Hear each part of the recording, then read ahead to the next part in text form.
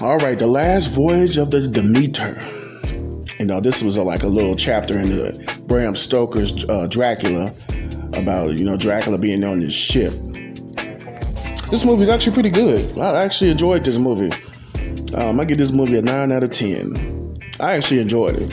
I like the fact that, Dracula was, he was on this ship. He was picking off these people on this boat one by one.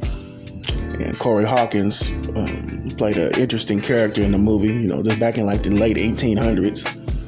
And he was talking about how, racist the world was and still racist till this day.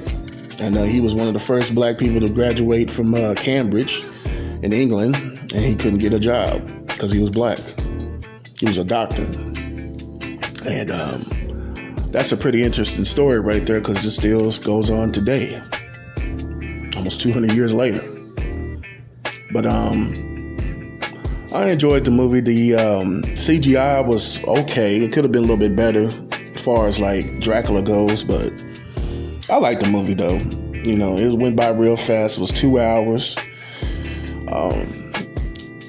The scenes were, where Dracula bit these people on the ship. They end up getting turned to vampires a little bit, but they ain't actually get turned to vampires all the way.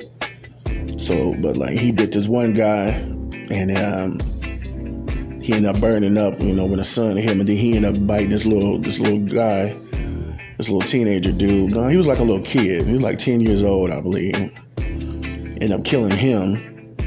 Then he ended up turning into a vampire and ended up burning up, which was crazy. The CGI on that was good. I give the CGI on that aspect. It was good on that aspect.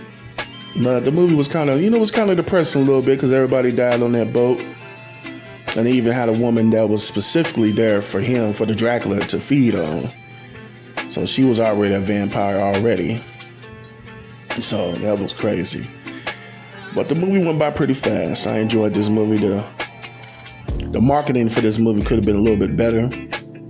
I've seen plenty of trailers at the movies about this movie.